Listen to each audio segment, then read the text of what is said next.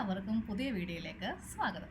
അപ്പോൾ നമ്മുടെ live class ഇപ്പോൾ ചാനലിൽ തുടങ്ങിയിട്ടുണ്ടല്ലോ. അപ്പോൾ ഈ ലൈവ് ക്ലാസ് കഴിയുമ്പോഴുള്ള നമ്മുടെ വീട്ടിലെ ഒരു യുദ്ധമാണ് ഇന്ന് കാണിക്കാൻ പോകുന്നത് കേട്ടോ. സാധാരണയായിട്ട് ഞാൻ എല്ലാ ക്ലാസ്സിനും മുന്നേ എല്ലാ കിച്ചണിലെ എല്ലാ ജോലിയൊക്കെ ചെയ്തിട്ടായിരിക്കും വരിക. പക്ഷേ ഇന്നലെ അങ്ങനെ ആയിരുന്നില്ല കേട്ടോ. ഇന്നലെ പ്രത്യേകിച്ച് ഹോളിഡേ ആയിരുന്നല്ലോ. അപ്പോൾ ഒരു വക കാര്യങ്ങളും കഴിഞ്ഞിട്ടുണ്ടായിരുന്നില്ല. ഞാനത് ലൈവിൽ പറയുകയും ചെയ്തിട്ടുണ്ടായിരുന്നു. എനിക്കിനി ഒത്തിരി ജോലിയുണ്ട് അടുക്കളയിൽ, അപ്പോൾ ഞാൻ പെട്ടെന്ന് നിർത്തി പോകുമെന്നൊക്കെ. അപ്പോൾ ഞാൻ വിചാരിച്ചു വന്നാൽ പിന്നെ അത് ചുമ്മാ നമ്മൾ അടുക്കളയിൽ നിൽക്കില്ലേ, അതൊന്ന് റെക്കോർഡ് ചെയ്ത് നിങ്ങളെ ഒന്ന് കാണിക്കാമെന്ന്. അപ്പോൾ ചുമ്മാ അങ്ങ് കാണിക്കണം മാത്രമല്ല, ഇതിൽ കുറച്ച് കാര്യങ്ങളും കൂടെ ഞാൻ പറയുന്നുണ്ട് കേട്ടോ. അപ്പോൾ അതെ, ലൈവ് കഴിഞ്ഞു. ലൈവ് കഴിയുമ്പോൾ ഞാനൊരു 10-15 മിനിറ്റ് അവിടെ തന്നെ ചുമ്മാ അങ്ങ് കസേരയിൽ ഇരിക്കും കേട്ടോ. അത് കഴിഞ്ഞിട്ടുള്ള ഒന്നും തന്നെ ക്ലീനിങ് ഉണ്ടാവില്ല. ഞാൻ ഈ കൊട്ട ഇങ്ങനെ സൈഡിൽ വെക്കുന്നതുകൊണ്ടേ എല്ലാം അതിൽ വേസ്റ്റ് ഇടുന്നതുകൊണ്ട് അധികം അവിടെ ആ ഭാഗത്തൊന്നും ക്ലീനിങ് അധികം ഉണ്ടാവില്ല. അപ്പോൾ നേരെ ഈ ഡ്രസ്സ് ഞാൻ പൊതുവേ അങ്ങനെ അപ്പം തന്നെ ഇടാറില്ല കേട്ടോ. അത് അലക്കിയതിന് ശേഷം മാത്രമേ ഞാൻ ഇടാറുള്ളൂ. കുർത്തി അങ്ങനെയല്ല, കുർത്തി ഇടാറുണ്ട്, കുർത്തി പുതിയ തുണി മേടിച്ചിട്ട് ഇടാറുണ്ട്. പക്ഷേ നൈറ്റി അങ്ങനെയല്ല കേട്ടോ. അത് വളരെ കുറഞ്ഞ പ്രിൻറ്റിൽ വരുന്നതല്ലേ. അപ്പോൾ നമ്മൾ എന്തെങ്കിലുമൊക്കെ കെമിക്കലോ കാര്യങ്ങളോ ഒക്കെ ഉണ്ടെങ്കിൽ എനിക്കങ്ങനെ അലർജി വന്നിട്ടുമുണ്ട് ഒരു പ്രാവശ്യം. അപ്പോൾ അത് നേരെ ലോണ്ടറി ബാസ്ക്കറ്റിൽ കൊണ്ടുപോയിട്ടിട്ട് പുറത്തേക്ക് ഇറങ്ങിയപ്പോൾ ഉണ്ടല്ലോ, മഴക്കാലമാണ്, പക്ഷേ നല്ല വെയിൽ. അപ്പോൾ ഞാൻ വിചാരിച്ചു നമുക്കൊന്ന് തുണിയൊക്കെ വിരിച്ചിട്ട് ബാക്കി അടുക്കളയിലേക്ക് പോവാമെന്ന്. അപ്പോൾ ഓൾറെഡി തുണിയെല്ലാം തലേന്ന് തന്നെ വാഷിംഗ് മെഷീനിൽ അലക്കിയിട്ട് ഇവിടെ ഇങ്ങനെ കുറേ അഴയുണ്ട്. അപ്പോൾ അവിടെ കൊണ്ടുപോയി വിരിച്ചിടും. അപ്പോൾ എന്താ പ്രശ്നം എന്ന് വെച്ചിട്ടുണ്ടെങ്കിൽ കുറേയൊക്കെ വെള്ളം വാടിക്കിട്ടും. ഇപ്പോൾ ഡ്രയറിലിട്ടാൽ കൂടെ ചെറിയൊരു വെള്ളത്തിൻ്റെ ഇതുണ്ടാവുമല്ലോ. അപ്പോൾ അതൊക്കെ ഒന്ന് വാടി കിട്ടാൻ വേണ്ടിയിട്ട് അകത്ത് തന്നെ ഒരു അഴയിൽ വിരിച്ചിടും. അതേ പുറത്തേക്ക് എല്ലാ തുണികളും ക്ലിപ്പൊക്കെ ഇട്ടു, പറന്ന് പോകാണ്ടിരിക്കാൻ വേണ്ടിയിട്ട് എല്ലാത്തിലും ക്ലിപ്പൊക്കെ ഇട്ടു കേട്ടോ. അത് കഴിഞ്ഞിട്ട് നേരെ അടുക്കളയിലേക്ക് വന്നിരിക്കുക. കുറച്ച് കാര്യങ്ങൾ മാത്രമേ ഞാൻ ചെയ്ത് വെച്ചിട്ടുണ്ടായിരുന്നല്ലേ. എല്ലാ ദിവസവും രാവിലെ 11 മണിക്കാണ് കേട്ടോ നമുക്ക് ലൈവായിട്ട് സ്റ്റിച്ചിങ്ങിൻ്റെ ക്ലാസ്സൊക്കെ ഉള്ളത്. അപ്പോൾ ഇനി മുതൽ ഉച്ചക്ക് 12 മണിക്കായിരിക്കുമേ. അതൊന്ന് നോട്ട് ചെയ്ത് വെച്ചു കേട്ടോ.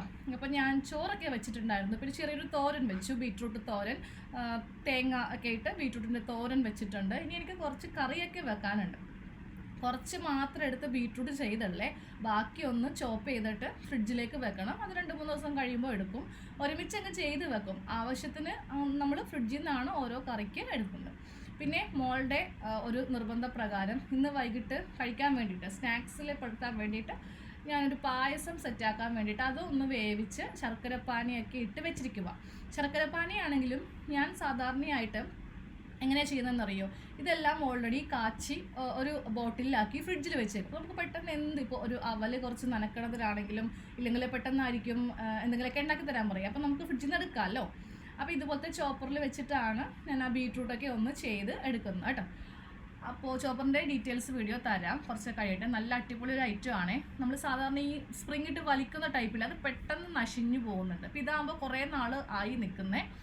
അപ്പോൾ അത് ഇത്രയും കാര്യങ്ങളൊക്കെ ഞാൻ ചെയ്ത് വെച്ചിട്ടാണ് നേരെ നമ്മുടെ ക്ലാസ്സിലേക്ക് വന്നത്. അപ്പോൾ ക്ലാസ് പോണേക്ക് മുമ്പ് തന്നെ ഇന്ന് കരൾ ഒന്ന് ഒലത്താമെന്ന് വിചാരിച്ചു, ഒന്ന് റോസ്റ്റാക്കി എടുക്കാമെന്ന് വിചാരിച്ചു. അപ്പോൾ അത് ഫ്രീസറിൽ നിന്ന് എടുത്തിട്ട് വെള്ളത്തിൽ ഇങ്ങനെ അതിൻ്റെ ആ ഒരു ഫ്രീസ് പോകാൻ വേണ്ടിയിട്ട് വെച്ചിട്ടുണ്ടായിരുന്നു. അപ്പോൾ അതേ ഫ്രീസ് എല്ലാം പോയി വന്നിട്ടുണ്ട്. ഇത് ഓൾറെഡി ഉപ്പിട്ട് വേവിച്ച് ഫ്രീസറിൽ നമ്മൾ ആഴ്ചയിലാണ് ഫ്രിഡ്ജ് സ്റ്റോറേജ് നിറക്കുക കേട്ടോ. കാരണം എല്ലാ ദിവസവും പോയൊന്നും മേടിക്കത്തില്ല. ഒരാഴ്ചയിൽ വേണ്ട സാധനങ്ങൾ ചിലപ്പോൾ 2 ആഴ്ചത്തേക്ക് വേണ്ടിയുള്ള സാധനങ്ങൾ മേടിച്ചും കൂടെ സ്റ്റോർ ചെയ്ത് വെക്കാറുണ്ട്.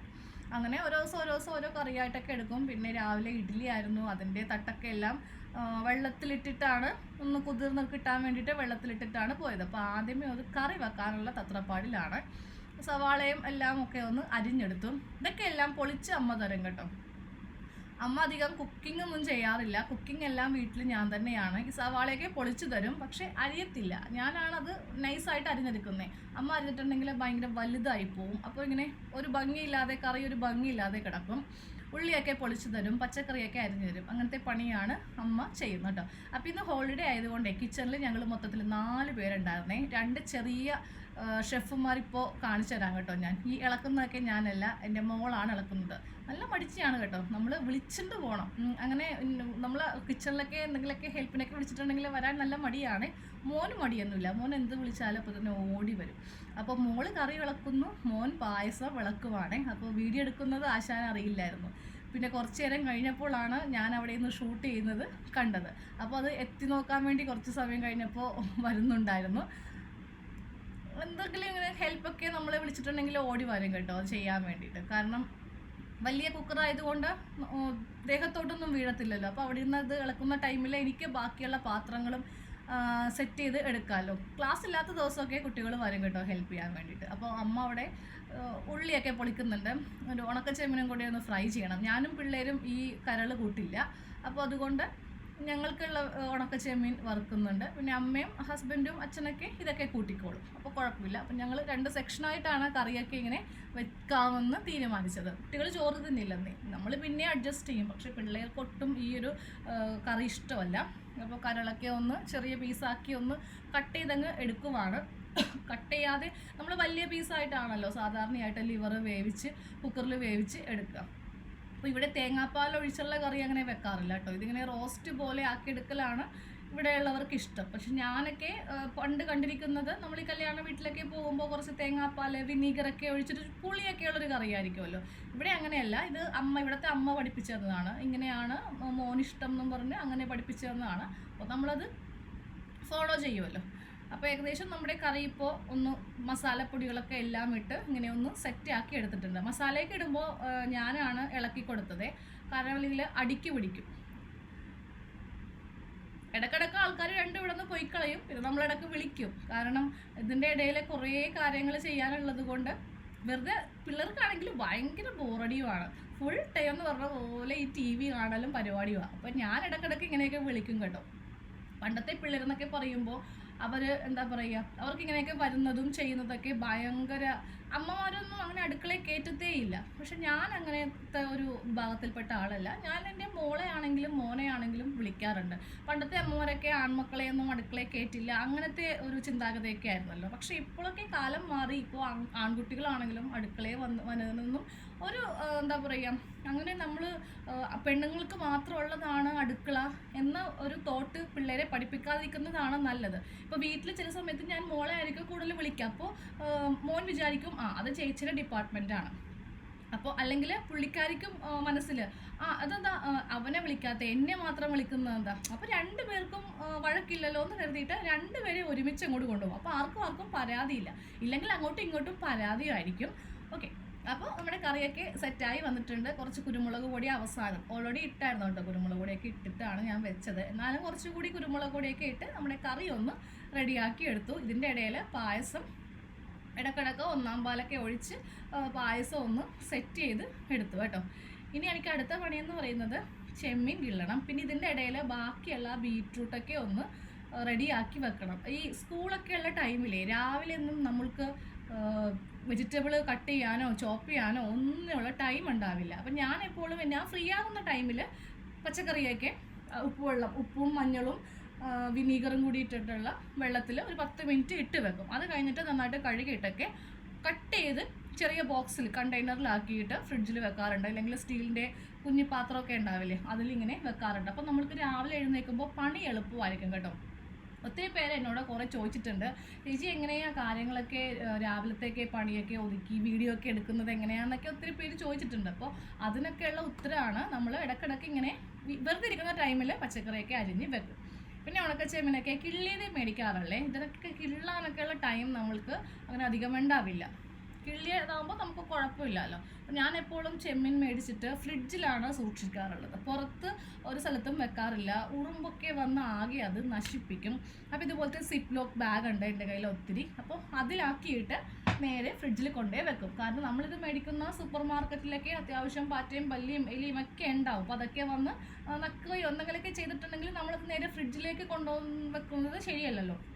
അപ്പോൾ നമ്മുടെ കയ്യിലുള്ള നല്ല ഹൈജീനിക് ആയിട്ടുള്ള ഒരു സിപ്പ് ലോക്ക് കവറിൽ വെക്കുവാണെങ്കിൽ ഫ്രിഡ്ജിൻ്റെ അകം അധികം കേടാവാതെ നമ്മൾക്ക് സൂക്ഷിക്കാം. പിന്നെ പലരും പിടിച്ചു നോക്കുമല്ലോ ഇങ്ങനെ ഓരോ പാക്കറ്റ് എത്ര പേരാണ് ഓരോ കടകളിലൊക്കെ വന്നു പോകുന്നത്.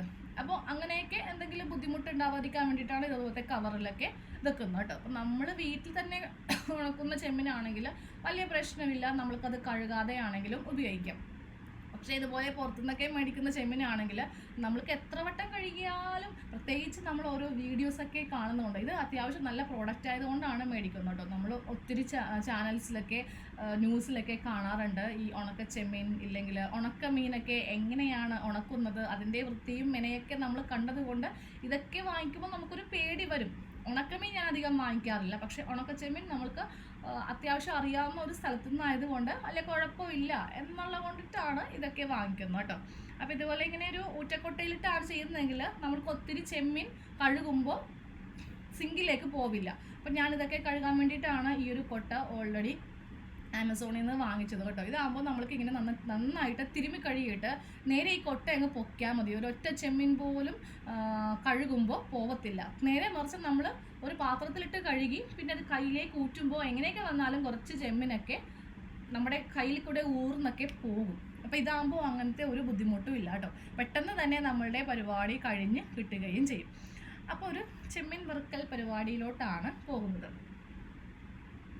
ഇതെല്ലാം ഏകദേശം ഒരു മണിയായി കേട്ടോ. ഞാൻ കിച്ചണിലേക്ക് വന്നപ്പോൾ ഒരു 1.5 മണിക്കൂറിനുള്ളിൽ അത്യാവശ്യം നമ്മുടെ എല്ലാ കാര്യങ്ങളും ക്ലീനിങ് അടക്കം കഴിഞ്ഞിട്ട് പിന്നെ അത് ഇടക്ക് വെച്ചിട്ട് നിർത്തിപ്പോരുന്ന പരിപാടിയില്ല.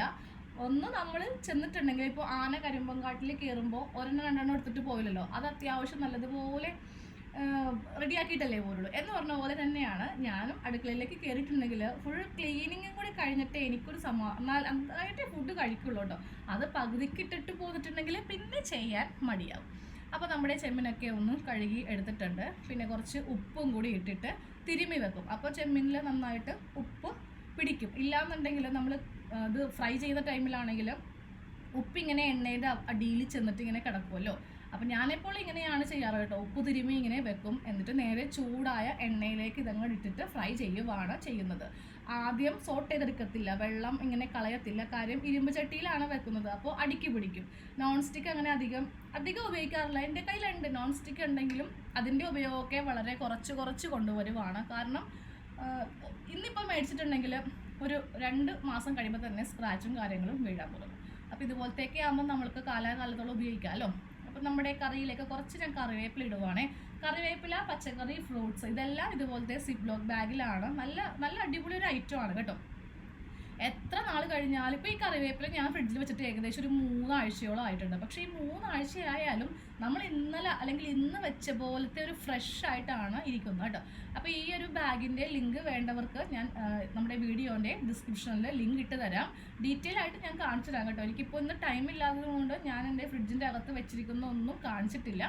അതൊരു ദിവസം സമയം കിട്ടുമ്പോൾ ഞാനത് കാണിച്ചു തരാം. അപ്പോൾ നിങ്ങൾക്കും ഉപയോഗപ്പെടുവാണെങ്കിൽ ഞാൻ ജെനുവിനായിട്ട് പറയുവാണ്, ഞാൻ അങ്ങനെ മോശം പ്രോഡക്റ്റ് നമ്മളുടെ ചാനലിൽ കൂടെ പരിചയപ്പെടുത്താറില്ല. മോശമാണെങ്കിൽ നമ്മളുടെയോ പൈസ പോയി, ഇനി മറ്റുള്ളവരുടെയും കൂടെ പൈസ പോകരുത് എന്നൊരു ചിന്താഗതിയാണ്. അതുകൊണ്ടിട്ട് മോശമാണെങ്കിൽ നമ്മളൊരിക്കലും ഇതിൽ പരിചയപ്പെടുത്താറില്ല. ധൈര്യമായിട്ട് ഇത് വാങ്ങിക്കാം. ഇത് ലാർജ്, മീഡിയം, സ്മോൾ അങ്ങനെയാണ് നമ്മൾക്ക് ഇത് കിട്ടുന്നത് കേട്ടോ. 10 വീതം എല്ലാം ഉണ്ടാവും. അപ്പോൾ കുറച്ച് ഐറ്റംസേ ഉള്ളെങ്കിൽ നമുക്ക് ചെറിയ ബാഗ് എടുക്കാം. കുറച്ച് അധികം ഉണ്ട്. ഇപ്പോൾ നമ്മൾ ഫ്രൂട്ട്സൊക്കെ അല്ലെങ്കിൽ തക്കാളിയൊക്കെ നമ്മളൊരു 1.5 കിലോ 2 കിലോ ഒക്കെ മേടിക്കുമ്പോൾ കുറച്ച് വലിയ കവർ വേണമല്ലോ. അപ്പോൾ അതിന് പറ്റിയ വലിയ കവറും ഉണ്ട്. ഓക്കെ, അപ്പോൾ നമ്മൾക്കിനി ഒരു ചോപ്പർ എങ്ങനെയുണ്ടെന്ന് നോക്കിയാലോ. ഞാൻ കുറച്ച് മുന്നേ നമ്മൾ ഈ വലിക്കുന്ന ഇലാസ്റ്റിക് കൊണ്ട് വലിക്കുന്ന ഒരു റൗണ്ട് ഷേപ്പ് ഉള്ളതില്ലേ, അതായിരുന്നു മേടിച്ചത് കേട്ടോ. പെട്ടെന്ന് അങ്ങനെ തിരക്ക് പിടിച്ചൊന്ന് വലിച്ചിട്ടുണ്ടെങ്കിൽ പിന്നെ നോക്കിയേ വേണ്ട, അവിടെ ഇങ്ങനെ സ്റ്റക്കായിരിക്കും. അത് 2 തവണ ഞാൻ മേടിച്ചു. 2 എണ്ണം എനിക്ക് ഒട്ടും തന്നെ പെട്ടെന്ന് തന്നെ അത് കംപ്ലൈൻ്റ് ആയിപ്പോയി കേട്ടോ. അപ്പം ഞാനത് ഉപേക്ഷിച്ചു. പിന്നെ കുറേ നാളത്തൊക്കെ ഒന്നും മേടിച്ചില്ല. പിന്നെ ഇങ്ങനെ റീൽസ് കണ്ടിരിക്കുമ്പോഴാണ് ഈ ഒരു ഐറ്റം എൻ്റെ കണ്ണിൻ്റെ മുന്നിൽ പെട്ടത്. ഇതും ചോപ്പർ തന്നെയാണ്. കുറച്ച് റേറ്റ് കൂടുതലാണ്, മറ്റേതിന് ഭയങ്കര വിലക്കുറവല്ലേ. ഇതിനൊരു 100 രൂപയും കൂടെ കൂടും കേട്ടോ. പക്ഷേ കുറേ നാൾ നിൽക്കും. കാരണം ഇത് വലിക്കുന്ന ടൈപ്പല്ല, ഇത് നമ്മളിങ്ങനെ പ്രസ് ചെയ്യുന്ന ടൈപ്പാണ്. അപ്പോൾ ഇതാകുമ്പോണ്ടല്ലോ പെട്ടെന്ന് ചീത്തായി പോകത്തില്ല.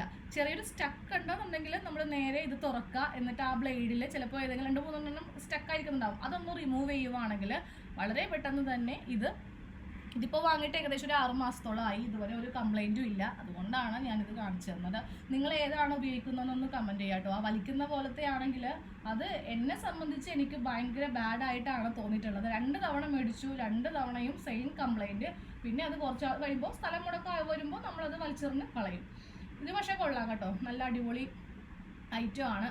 നമ്മളെങ്ങനെയൊക്കെ കത്തിക്ക് കട്ട് ചെയ്താലും ഇതുപോലെ ആ കുനുകുനുകുനാ പോലെ വരത്തില്ല. ഈ ക്യാബേജ്, പിന്നെ ഓണിയൻ, അതുപോലെ ഇഞ്ചി, വെളുത്തുള്ളി ഇതൊക്കെ ചോപ്പ് ചെയ്യാനൊക്കെ വളരെ ഈസിയാണ്. പിന്നെ എന്തുട്ടാ, ക്യാരറ്റ്, എന്ത് വേണമെങ്കിലും നമുക്ക്. ഞാനൊരു പ്രാവശ്യം ബീൻസ് ഇട്ട് കൊടുത്തായിരുന്നേ, പക്ഷെ ബീൻസ് എനിക്ക് അത്രയ്ക്ക് അങ്ങോട്ട് നമ്മൾ വിചാരിച്ച ഒരു ഇതിലോട്ട് വന്നില്ല. ചെറിയ ബീൻസ് ചെറുതാക്കി ഇതുപോലെ ഇട്ടിട്ട് ഒന്ന് ചോപ്പ് ചെയ്യാന്ന് വിചാരിച്ചു, പക്ഷെ അതിങ്ങനെ ഓപ്പൺ ആയിട്ടൊക്കെയാണ് വന്നേ. ബീൻസ് ഇടുന്നതിനോട് എനിക്ക് വലിയ യോജിപ്പില്ല.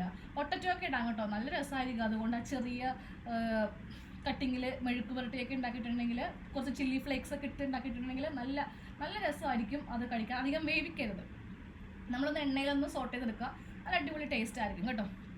അപ്പോൾ ഇതൊക്കെ കഴിഞ്ഞിട്ടുള്ള എൻ്റെ ചെറിയ ചെറിയ പണികളൊക്കെ ആയിരുന്നു ഇത്.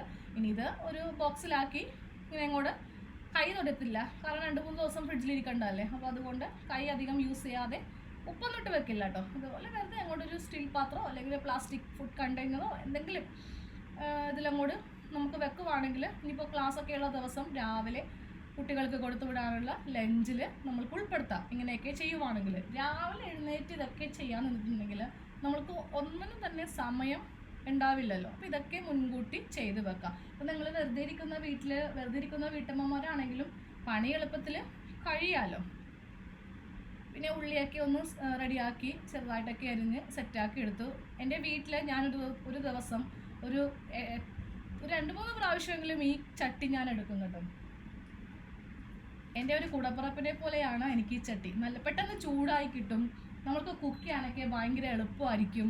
പിന്നെന്താ, ഒത്തിരി നമ്മളുമായിട്ട് ഇടപഴകുന്ന ഒരു ചട്ടിയാണ് ഇത്. ഇവിടുത്തെ എൻ്റെ ഹസ്ബൻഡിൻ്റെ അമ്മൂമ്മയുടെ ചട്ടിയാണ് കേട്ടോ. അതായത് എങ്ങനെ വന്നാലും നല്ല കാലപ്പഴക്കം. ആ അമ്മൂമ്മമാരൊക്കെ ഉപയോഗിച്ച് ഇങ്ങനെ പഴക്കവും വന്ന ചട്ടിയാണ്. അങ്ങനെ പെട്ടെന്നൊക്കെ അടുക്കി പിടിക്കില്ല, പെട്ടെന്ന് വെന്ത് കിട്ടും. ഏതൊരു നോൺ സ്റ്റിക്കോ അല്ലെങ്കിൽ മൺചട്ടിയോ വന്നാലും ഇവൻ്റെ 7 അയലത്തെത്തില്ല കേട്ടോ. കുറച്ച് പൊട്ടിയിട്ടൊക്കെ ഉണ്ട് സൈഡിൽ, എന്നാലും ഞാൻ കളയില്ല. ഇത് ഞാൻ എൻ്റെ കാലം കഴിഞ്ഞ എൻ്റെ മോളോ അല്ലെങ്കിൽ എൻ്റെ മോൻ്റെ ഭാര്യയെ ഉപയോഗിക്കണം എന്നാണ് എൻ്റെ ആഗ്രഹം. ഉപയോഗിക്കും.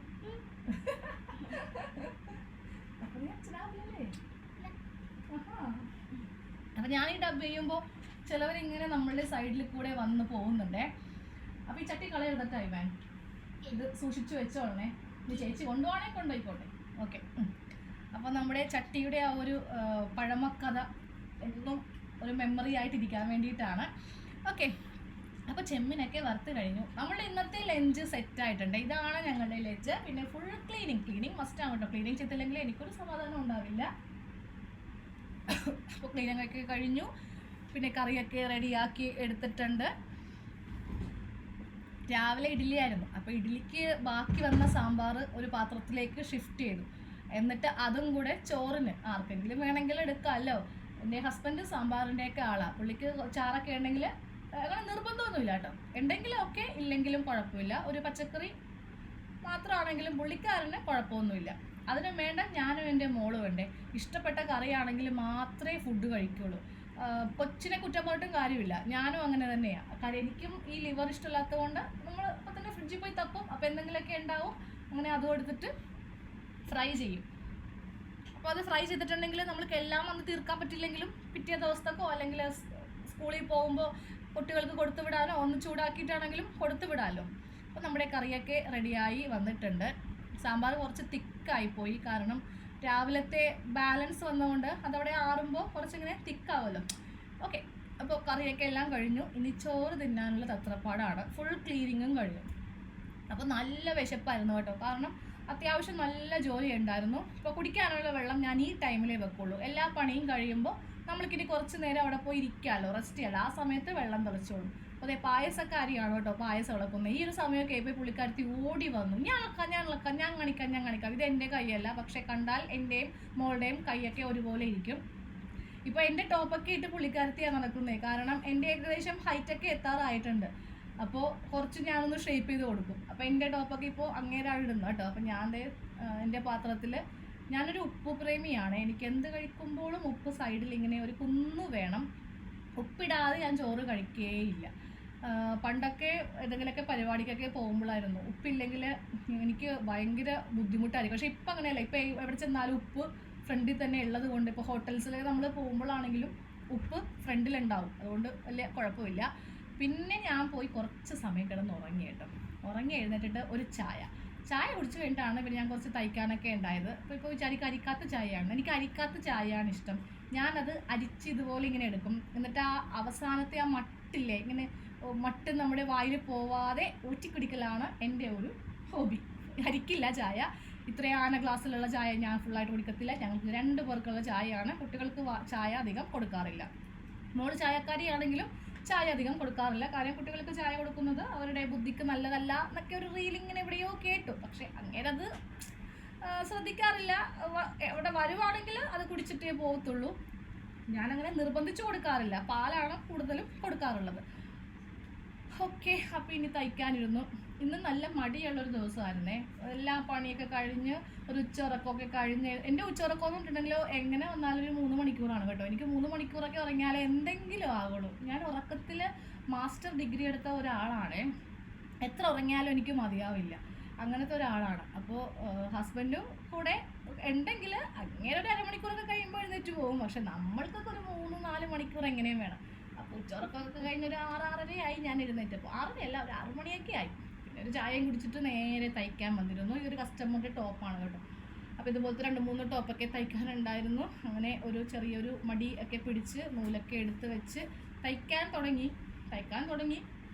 അവിടെ അങ്ങനെ ഒറ്റക്ക് പോയിരിക്കുമ്പോൾ നമ്മൾക്ക് വല്ലാത്ത ബോറടിയാവും. അപ്പം ഞാൻ എൻ്റെ ഫോണും കൊണ്ട് പോയിട്ട് എന്തെങ്കിലും സിനിമയോ അങ്ങനെ എനിക്കിഷ്ടമുള്ള എന്തെങ്കിലുമൊക്കെ പരിപാടി വെച്ചിട്ടാണ് തയ്ക്കുന്നുണ്ട്. അപ്പോൾ നമ്മൾക്ക് ആ തയ്ക്കുന്ന ടൈമിൽ ആ സമയം പോണതറിയില്ല. പിന്നെ നല്ല കോമഡി പടങ്ങളൊക്കെ വെച്ചിട്ടുണ്ടെങ്കിൽ അതും കണ്ട് അങ്ങനെ റിലാക്സ് ആയിട്ടിരിക്കാം. ഇതിൻ്റെ ഇടയിൽ രാത്രി ഒരു 7 മണിയൊക്കെ ആയപ്പോൾ ഞാൻ എഴുന്നേറ്റ് പോയി. പിന്നെ ഒരു 8:30-9 മണിയൊക്കെ ആയപ്പോഴാണ് വീണ്ടും വന്നിരുന്നത് കേട്ടോ. ഒരു ടോപ്പ് തുടങ്ങിയിട്ടുണ്ടെങ്കിൽ അത് ഫുൾ ചെയ്യാതെ ഞാൻ എഴുന്നേറ്റ് പോകില്ല. എനിക്ക് ഭയങ്കര ഒരു ഇതായിരിക്കും, തീർന്നില്ലല്ലോ എന്നുള്ളൊരു ടെൻഷനായിരിക്കും. അപ്പോൾ രാത്രിത്തെ ഉറക്കത്തിനെയൊക്കെ അത് ചിലപ്പോൾ അയ്യോ ഇപ്പോൾ തീർന്നില്ലല്ലോ, പക്ഷെ കുറച്ചുകൂടെ ഉണ്ടല്ലോ, നമുക്ക് നല്ല സുഖമായിട്ട് ഉറങ്ങണമെങ്കിൽ ഇതെല്ലാം കംപ്ലീറ്റ് ആക്കിയാൽ. അപ്പോൾ ഇതൊരു യോഗ ചുരിദാറായിട്ടാണ് ചെയ്യാൻ പോകുന്നത് കേട്ടോ. ഒട്ടും തുണിയില്ലാതിരുന്ന ഒരു അതായത് ഒട്ടും തുണിയില്ലാതിരുന്ന ടോപ്പിൻ്റെ പീസായിരുന്നു ഇത്. അത് ഞാൻ എങ്ങനെയൊക്കെയോ ഒപ്പിച്ച് പാൻറ്റിൽ നിന്നൊക്കെ കിട്ടിയ ബാക്കി പീസ് വെച്ചിട്ട് യോക്ക് ചെയ്തു. പിന്നത്തൊക്കെ ഉള്ളത് സ്കേർട്ട് പോർഷനിൽ കൊടുത്തു. അങ്ങനെ ഒരു വിധം ഒപ്പിച്ചെടുത്ത ഒരു ടോപ്പാണിത്. നമ്മുടെ കയ്യിൽ കിട്ടുന്ന തുണി ലെങ്ത്തോ അല്ലെങ്കിൽ ഇത്ര മീറ്ററോ ഇല്ലെങ്കിൽ അവർ പറയുന്ന ഒരു ഡിസൈനിൽ നമുക്ക് ചെയ്ത് കൊടുക്കാൻ പറ്റില്ലല്ലോ.